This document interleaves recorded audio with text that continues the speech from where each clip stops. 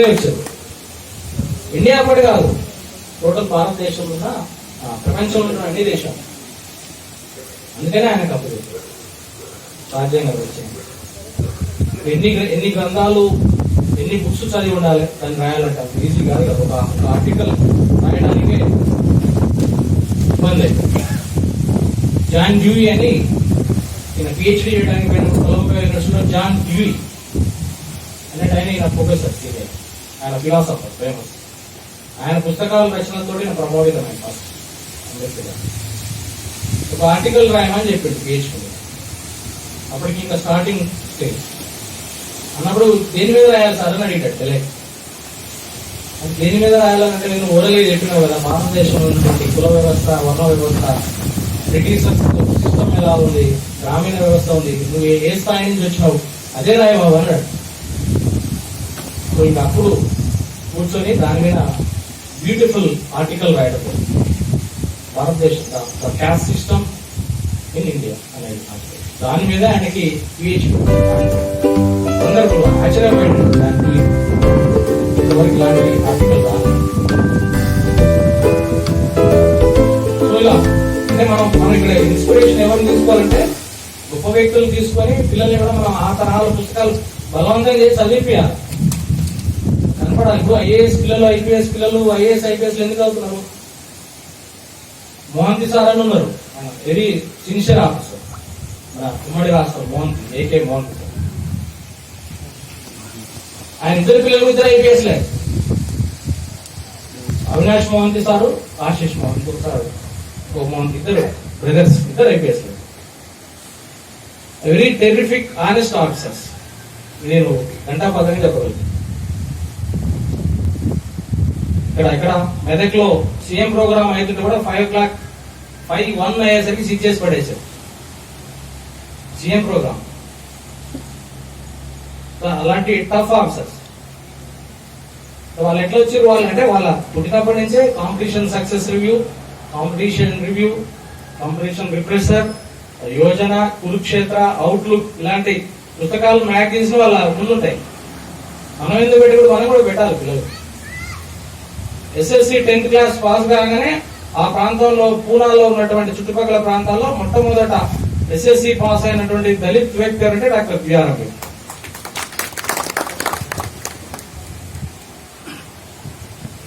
ఆ స్కూల్లో మీటింగ్ పెట్టారు, ఎట్లా ఎల్ఫిన్స్టన్ స్కూల్ దాని పేరు. స్కూల్లో మీటింగ్ పెట్టినప్పుడు ఈయనకి సన్మాన సభ. ఎవరికి? అంబేద్కర్ గారు. 15-16 ఏళ్ళు ఉంటాయి. దానికి ఎవరు వచ్చారు గురువు అంటే కెలుస్కర్ అన్నట్టు. ఆయన కూడా బ్రాహ్మణే ఆయన కానీ ఈయన లైఫ్ ని ఇన్స్పైర్ చేసినటువంటి వ్యక్తులు 2-3 బ్రాహ్మణ్స్ ఉన్నారు. కెలుస్కర్, అంబవాడేకర్, ఈయన భార్య అయినటువంటి శారద, ముగ్గురు బ్రాహ్మణ్స్. సో ఆయనకి సన్మానం చేసినప్పుడు ఇచ్చినటువంటి బుక్ ఏదంటే బుద్ధ చరిత్ర. ఎస్ఎస్సి పాస్ అయినట్టు ఆయనకి సన్మానంగా బహుమతిగా ఇచ్చినటువంటి బుక్ బుద్ధ చరిత్ర. చైర్మన్ గారు, సభాధ్యక్షులు చెప్పినట్టు ఇంతకుముందు క్షరం అంటే నశించేది, అక్షరం అంటే నశించదు. కాళోజీ నారాయణరావు గారు అంటారు, ఒక అక్షరం 1,00,000 మెదళ్ళు, ఒక సిరా చుక్క 1,00,000 మెదళ్లకు కదలిక, ఒక సిరా చుక్క 1,00,000 మెదళ్లకు కదలిక. ఇక్కడ గన్ను చేయలేనిది కూడా పెన్ను చేస్తుంది, సో అందుకని నెల్సన్ మండేలా తెలుసు కదా, నెల్సన్ మండేలా దక్షిణాఫ్రికా యొక్క మాజీ అధ్యక్షుడు. ఆయన మన స్వాతంత్రోద్యమంలో, మన ఇండియాలో, అక్కడ దక్షిణాఫ్రికాలో స్వాతంత్రోద్యమంలో ఆయనే ఫాదర్ ఆఫ్ నేషన్, దక్షిణాఫ్రికా యొక్క ఫాదర్ ఆఫ్ నేషన్, జాతిపిత. ఆయన 27 సంవత్సరాలు జైల్లో ఉన్నాడు. ఏదో 27 రోజులు కాదు, 27 నెలలు కాదు. చూడండి, మనిషి అంటూ ఉంటే 27 సంవత్సరాలు జైల్లో ఉన్నాడు. అంటే ఆయన ఆల్మోస్ట్ సగం జీవితం జైల్లోనే గడిపాడు. కాలయాపన ఏంటి, దాని కాలక్షేపం జైల్లో ఉన్నప్పుడు అంటే పుస్తక పఠనం ఒకటే కాదు. ఆయన స్లోగా రైటింగ్ ప్రాక్టీస్ చేసి ఆటోబయోగ్రఫీ రాస్తాడు. దాని పేరు the long walk to the freedom. English లో ఉంటది. ఆ బుక్ చదవండి. 27 సంవత్సరాలు అందులో ఉన్నటువంటి దక్షిణాఫ్రికా యొక్క చరిత్రను, బ్రిటిషర్స్ యొక్క దమనకాండను అందులో రాస్తాడు. అదేవిధంగా అడాల్ఫ్ హిట్లర్ అనుకుంటాం. హిట్లర్ అనగానే మనము డేంజరుడు, అంత నిరంకుశుడు, వేస్ట్ గాడు అనుకుంటాం, దుర్మార్గుడు అనుకుంటాం. కానీ అది తెలియకల్లోడు. ఆయన నుంచి కూడా మనం నేర్చుకోవాలి. మెయిన్ క్యాంప్ అనే గ్రంథాన్ని రాస్తాడు. మెయిన్ క్యాంప్ అనేటటువంటి గ్రంథం జర్మనీలో ఉన్నటువంటి ఆ రోజులు ఉన్నటువంటి రెండో ప్రపంచ యుద్ధ కాలంలో ఉన్నటువంటి పరిస్థితులను, రష్యాలో కొనసాగుతున్నటువంటి కమ్యూనిస్టు విప్లవాన్ని, కమ్యూనిస్టు సామ్యవాద పరిపాలన, తర్వాత అమెరికా యొక్క దమనకాండని అందులో రాస్తాడు అడాల్ఫ్ హిట్లర్. సో ఈ గ్రంథాలు మనం చదివినప్పుడే ఒక మనకి సోషల్ కాన్సెప్ట్ వస్తుంది. అదేవిధంగా నెహ్రూ జైల్లో ఉన్నప్పుడు, జైల్లో నుంచి అహ్మదాబాద్ పోర్ట్ జైల్లో ఉన్నప్పుడు ఇందిరాగాంధీ గారికి లెటర్స్ రాస్తాడు. వారానికి ఒక లెటర్లో ఏం రాస్తాడు? జనరల్ గా మనం బాగున్నావా, తిన్నవా, ఏం చేస్తున్నావు, ఇట్లా రాస్తాడు. ఆయన ఏం రాశాడు? ప్రపంచ చరిత్రను రాశాడు. ఈ రోజు ఒక ఈజిప్ట్ చరిత్ర, నెక్స్ట్ లెటర్లో గ్రీక్ చరిత్ర, థర్డ్ లెటర్లో భారతదేశ చరిత్ర, ఇట్లా అన్ని ప్రపంచం యొక్క చరిత్ర మొత్తం రాసిండు. భారతదేశం చరిత్ర మొత్తం ఎక్కువ రోజులు రాసిండు. ఏదో ఒకటి అంటే మొత్తంగా ఆ పుస్తక ఆ లెటర్స్ అన్ని సంగ్రహించి the letters to the daughter అనే పుస్తకాన్ని, తర్వాత డిస్కవరీ ఆఫ్ ఇండియా అనే గ్రంథాన్ని, ఉత్గ్రంథాన్ని, పెద్ద గ్రంథం, ఇలాంటి గ్రంథాలు ఆ లెటర్స్ అవి చదివిపోయాలి పిల్లలకి. ఎందుకంటే దాన్ని సింపుల్ లాంగ్వేజ్ లో రాసి. సో ఇట్లా మనము ఆ పుస్తకాలను మనం ఇంట్రెస్టింగ్ గా దగ్గర తీసుకున్నప్పుడు వాటిలో ఉన్నటువంటి, అంటే మనం మైండ్ ఒక అరేబియన్ సామెత ఉంది. ఒక పుస్తకం ఉంటే మన దగ్గర ఒక బృందావనం ఉన్నట్టే జేబులో అని అంటారు సామెత, అరేబియన్ సామెత. పుస్తకం అంటే ఒక జేబులో ఒక బృందావనం ఉన్నట్లే. మా ఊళ్ళో విలేజ్ లో కూడా, సార్ మీరు ఏదో ఒకటి చేయాలి, ఊరికి ఏదో ఒకటి చేయాలన్నారు మా ఊళ్ళో. ఏతవాకి నల్గొండ జిల్లా. అంటే మనం లైబ్రరీ పెడదామని డిసైడ్ అయ్యాం. అందరం లైబ్రరీ పెట్టినాం. గ్రామస్తులు అందరూ కూడి, కొంతమంది జాబులు సెలెక్ట్ అయిన వాళ్ళు, ఉపాధ్యాయులు అందరూ కలిసి గ్రంథాలయం పెట్టినాం.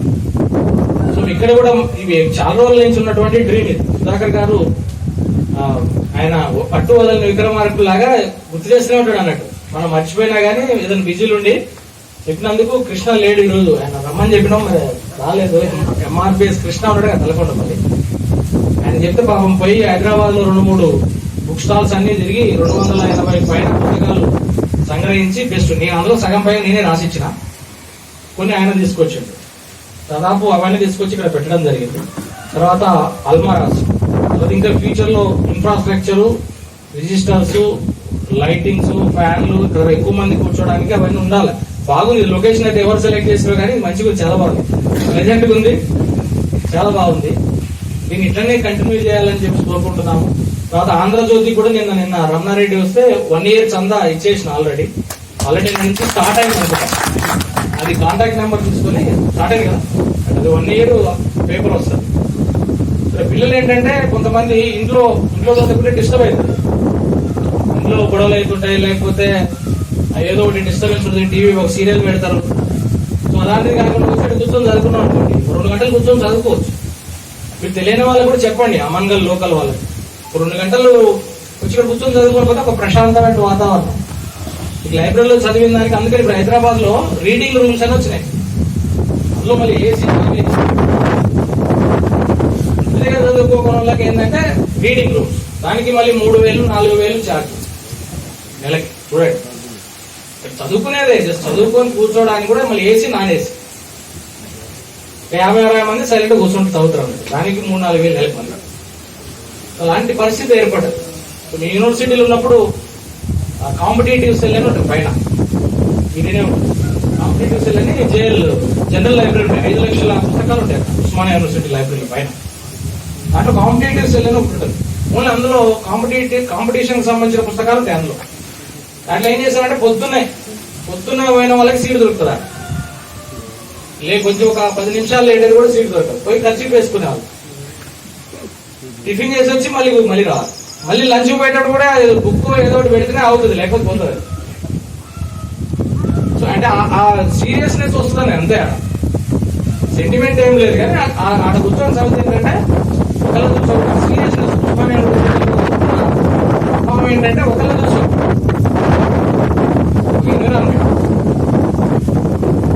ఒక జార్జి రెడ్డిని, ఒక జైపాల్ రెడ్డి సార్ని ఇంకా మహామహల్ అందించినటువంటి యూనివర్సిటీ 1917లో 100 సంవత్సరాలు కంప్లీట్ అయ్యి. జార్జి రెడ్డి ఒక ఫిజిక్స్ లో ఒక ఎగ్జామ్ రాశాడు ఫైనల్ ఇయర్స్.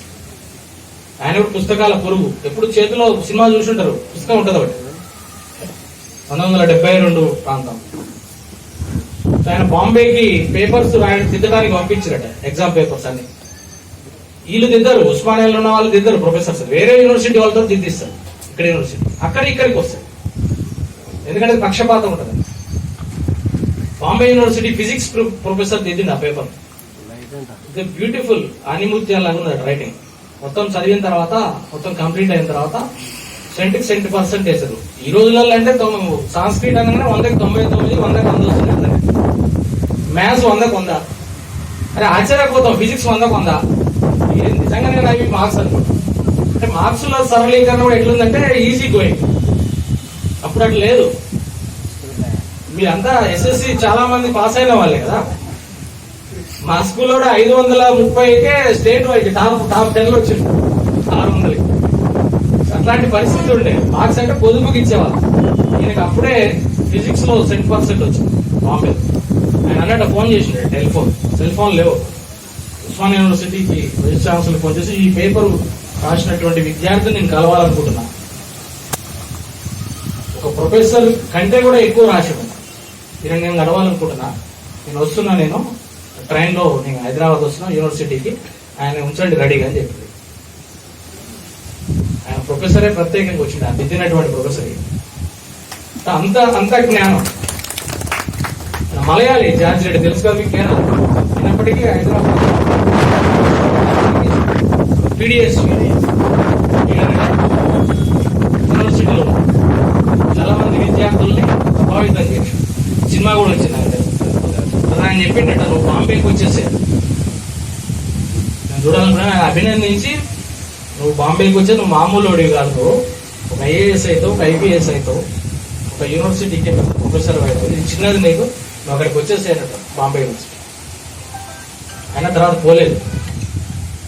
ఇక్కడ ఉన్న ఉద్యమాల ప్రభావంతో నేను రాలేదని చెప్పి ఫిజిక్స్ లో 1972 ప్రాంతంలో గోల్డ్ మెడలిస్ట్. ఫిజిక్స్ అనేది చాలా టఫ్ సబ్జెక్ట్, దాంట్లో గోల్డ్ మెడల్ సంపాదించారు. అంటే ఎందుకు చెప్తున్నా అంటే యూనివర్సిటీ యొక్క ప్రభావం. అంటే బుక్స్ ఒకళ్ళని చూసి ఒకళ్ళు చదువుతుంటారు. మేము యూనివర్సిటీకి పోయినప్పుడు డిగ్రీ మేము హుజూర్నగర్ ప్రాంతంలో చేసి యూనివర్సిటీకి పోయినప్పుడు రూమ్ నెంబర్ 57 అని ఉంటుంది ఒకటి, ఆడిటోరియం అని. అది పెద్ద హాల్, అక్కడే జరుగుతాయి సభలు సమావేశం. 2002లో ఒక టాపిక్ మీద డిబేట్ కాంపిటీషన్ పెట్టారు, ఉపన్యాస పోటీ. ఏంటంటే గ్లోబలైజేషన్ అనే దాని మీద పెట్టినప్పుడు నేను కూడా పోయినా. నేను ఫస్ట్ ఇయర్ అప్పుడప్పుడే కొత్తగా పెరగని చెప్పులు వేసుకొని లూజ్ సెట్స్ ఉండే, బాగా లూజ్ ఉంటాయి షర్ట్స్. పాత ఫోటోలు చూడండి, ప్యాంటు షర్ట్స్ లూజ్ ఉంటాయి. ఎవరి అప్పుడు స్టిచ్చింగ్ స్టైల్ అట్లుండేది. ఇప్పుడు కొద్దిగా టైట్ వచ్చినాయి. కానీ పోయినప్పుడు మనకంతా కొత్త రంగుల ప్రపంచం. ఉస్మానియా యూనివర్సిటీ హైదరాబాద్ అంటేనే కొత్త, అందులో ఉస్మానియా యూనివర్సిటీ అంటే ఇంకా కొత్త.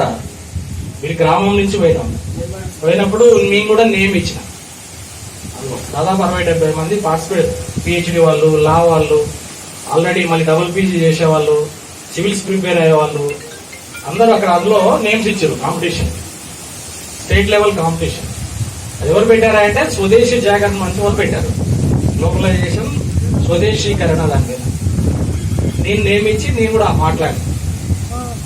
నేను ఎక్కడి నుంచి స్టార్ట్ చేసిన అంటే దేశంలో, భారతదేశంలో ప్రాచీన కాలంలో వ్యవస్థలు వేప పుల్ల, బొగ్గు వాడేవాళ్ళం మనం.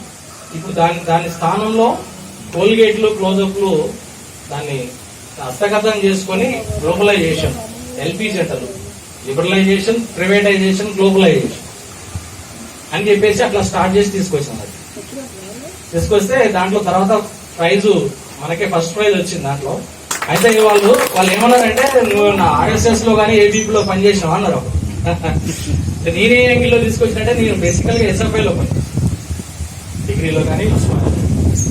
సో నేను అట్లా ఆ యాంగిల్లో తీసుకొచ్చి గ్లోబలైజేషన్, ప్రపంచీకరణ, వరల్డ్ బ్యాంక్ యొక్క నిబంధనలు మీద. ఎందుకంటే నేను బివి రాఘవులు గారిది 8 గంటల స్పీచ్ నా రాజమండ్రి డిగ్రీలు ఉన్నప్పుడు క్లాసెస్ జరిగింది. మీకు ఎవరైనా వచ్చినో లేదు నాకు తెలియదు. 1999 2000 డెలిగేట్ గా రాజమండ్రిలో మహాసభలు 8 గంటలు ఆయన కంటిన్యూ చెప్తుండేవాడు నిలబడి. బివి రాఘవులు గారు ఆయనకి ఆర్థిక సంస్కరణలు, వరల్డ్ బ్యాంక్ మీద చాలా పట్టు. అన్ని న్యూస్ పేపర్లు కూడా ఈయన దగ్గర నుంచి తీసుకుపోతారు నోట్స్. ఎందుకంటే ఆయన ఎకనామిక్స్ లో ఆంధ్ర యూనివర్సిటీ ఎకనామిక్స్ లో గోల్డ్ మెడలిస్ట్ ఆయన రాఘవులు గారు. సో అలా అంటే ఇట్లా మా యూనివర్సిటీ తర్వాత 64 రూమ్ నెంబర్ లో బ్లైండ్ ఉండేవాళ్ళు. బ్లైండ్స్ హ్యాండిక్యాప్లు కలిపి 64 లో వేసేవాళ్ళు. మన రాజిరెడ్డి అని మా దగ్గరకు వచ్చాడు, మా మిత్రుడు, బ్లైండ్, విజువల్లీ ఛాలెంజ్డ్ అనాలి, బ్లైండ్ అనొద్దు అని, విజువల్లీ ఛాలెంజ్డ్ అనాలి. ఆయన తర్వాత కష్టపడి ఆ రూమ్ 64 లో రూమ్ లో ఉండేవాళ్ళు. మనం అక్కడికి పోయి పుస్తకాలను చదువుతుండేవాడు. నేను చదివితే ఆయన వినేవాడు. పుస్తకాలు 2-3 పుస్తకాలు చదువుతుంటే వాళ్ళు విని ఎగ్జామ్ రాసేవారు. క్యాసెట్ ఆన్ చేసుకుని విని రాసేవాళ్ళు ఎగ్జామ్. తర్వాత బీఈడీ ఎగ్జామ్ కూడా నేనే రాశాను. బీఈడీ ఎగ్జామ్ ని ఆయన చెప్తుంటే మీ ఎక్సెల్ మనం రాయాలి. బీఈడీ రాసేస్తే ఆయనకి స్టేట్ లెవెల్ ర్యాంక్ వచ్చింది. స్టేట్ లెవెల్ ర్యాంక్ వచ్చి ఇప్పుడు టీచర్ గా దేవరకొండలో ప్రభుత్వ ఉద్యోగి ఉన్నాడు. మా దగ్గరకు వచ్చింది మన అమల్గల్ పేపర్ లో చూస్తుంటారు కదా. అంటే ఇది బెస్ట్. ఇప్పుడు ఈ రోజుల్లో మనం 10th ఫెయిల్ అయితే నేను ఫెయిల్ అయినా చనిపోతాడు పిల్లలు, ఇంటర్మీడియట్ అయినా చనిపోతున్నాం. సో ఇలాంటి పరిస్థితుల్లో ఆయన మరి కళ్ళు లేరు, టోటల్ లేరు, గుడ్డి 100% బ్లైండ్ అయినప్పటికీ ఇక్కడ దాకొచ్చు, యూనివర్సిటీ దాకొచ్చు. యూనివర్సిటీ మంచి బీఈడీ చేసిండు, బీఈడీ నుంచి జాబ్ కొట్టిండు గవర్నమెంట్. సో అంటే ఈ రోజులలో పిల్లలు ఎట్లుందంటే పరిస్థితి, విద్యా వ్యవస్థ అంటే కొన్ని స్కూళ్లలో ఇంతకుముందు చెప్పినా కదా, శివుని వీళ్ళు ఎవరు ఎరగొట్టినా అని అడిగాడు. ఒక చిన్న జోక్ ఉంది, ఇదే ఉండదు. ఒక ఇన్స్పెక్షన్ కి వచ్చి డిఈఓ క్లాస్ లో అడిగిండట, అరే ఎవర్రా బాబు శివుని ఇల్లు ఎవరు ఎర్రగొట్టారో చెప్పడా. ఒకటి లేపి అడిగిండట, ఎవరు ఎర్రగొట్టాడు. సార్ నేనైతే కాదు సార్, నేను కాదు సార్, ఇంకోటి లేకపోతే నేను కూడా కాదు సార్. అంటే ఎట్లయిందంటే అంటే అది తెలిసి ఉండాలి కదా, అన్నిటి మీద గ్రిప్ తెలిసి ఉండాలి. సో ఇది ఎప్పుడు వస్తుంది? బుక్ రీడింగ్, పుస్తక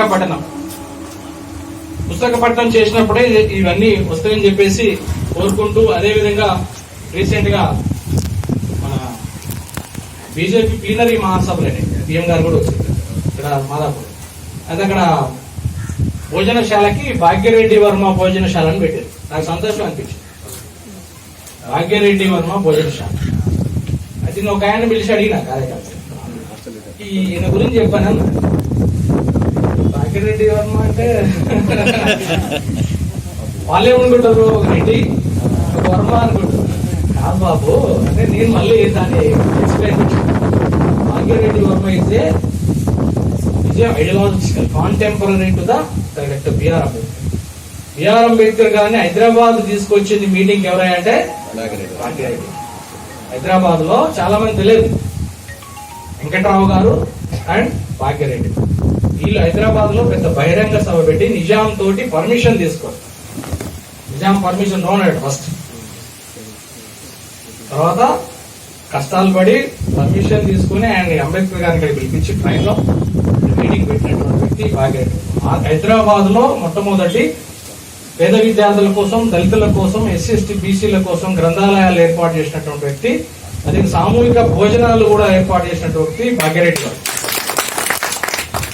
ఆయన గురించి చాలా మంది భాగ్యరెడ్డి అనగానే రెడ్డి అనుకుంటారు అందరు. కాదు, వాళ్ళే ఎందుకు రెడ్డి పెట్టుకోవాలి, మనం ఎందుకు పెట్టుకోవాలని పెట్టుకున్నాను.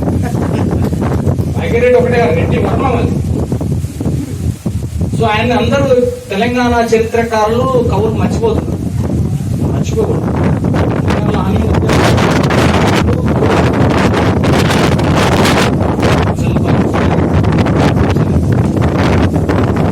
దానివల్ల మనం మర్చిపోకూడదు.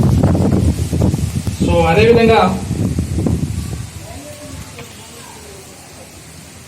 ఆల్మోస్ట్ అయిపోయినాయి. ఇంతకుముందు పీఠికని మన బాబు గారు దాన్ని మనకి అందరికీ అందించడం జరిగింది. మేము కూడా పోలీస్ ట్రైనింగ్ లో బయటకు వచ్చేటప్పుడు పోలీస్ ప్రతిజ్ఞ చేసి వస్తాం. రాజకీయాలకి అతీతంగా రాజ్యాంగానికి లోబడి అనేది మెయిన్ వర్డ్. రాజ్యాంగానికి లోబడి యూనిఫామ్ లో ఫస్ట్ స్టెప్ బయటకు వేసే ట్రైనింగ్ అయిపోగానే ప్రతిజ్ఞ చేస్తారు. రాజ్యాంగానికి లోబడి రాజకీయాలకి అతీతంగా పక్షపాత వైఖరి లేకుండానే ప్రతిజ్ఞ చేస్తారు. సో అలాంటి ప్రతిజ్ఞను మళ్ళీ గుర్తు చేసినందుకు నల్లబాబు గారికి, సో ఈ ప్రోగ్రామ్ ని కండక్ట్ చేసినందుకు సుధాకర్ గారికి, ఇది ఈ లైబ్రరీ కలకాలం ఉండాలని చెప్పేసి కోరుకుంటున్నాను.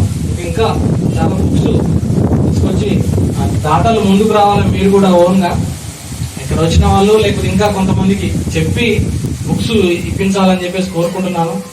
మేము కూడా ఇంకా మా తరఫున అబా వాళ్ళు కూడా వచ్చారు. కృష్ణ అండ్ ప్రసాద్ వచ్చాడు. అబా అంటే మీకు తెలిసి ఉంటుంది, అమన్గల్ బ్యాడ్మింటన్ అసోసియేషన్. తర్వాత ఇంకొంతమంది వకీల్ సాబ్ బార్ అసోసియేషన్ తరఫున వచ్చారు. సో కొన్ని బుక్స్ మీరు కూడా మీ స్థాయిలో కొన్ని బుక్స్ బహుకరిస్తే అది ఉపయోగకరంగా ఉంటుంది. లైఫ్ లాంగ్ ఇది లైబ్రరీ కంటిన్యూ కావాలని చెప్పేసి కోరుకుంటాను. మాకు ఈ అవకాశం ఇచ్చినందుకు, ఇక్కడ ప్రసంగించాల్సిన ఈ టైం మీకు మీరంతా ఓపికగా ఉన్నందుకు పెద్దలందరికీ పేరు పేరున కృతజ్ఞతలు. ఈ వీడియో కానీ మీకు నచ్చినట్టయితే లైక్ చేయండి, అలాగే సబ్స్క్రైబ్ చేయండి. పక్కనే ఉన్న బెల్ బటన్ని నొక్కడం మర్చిపోకండి.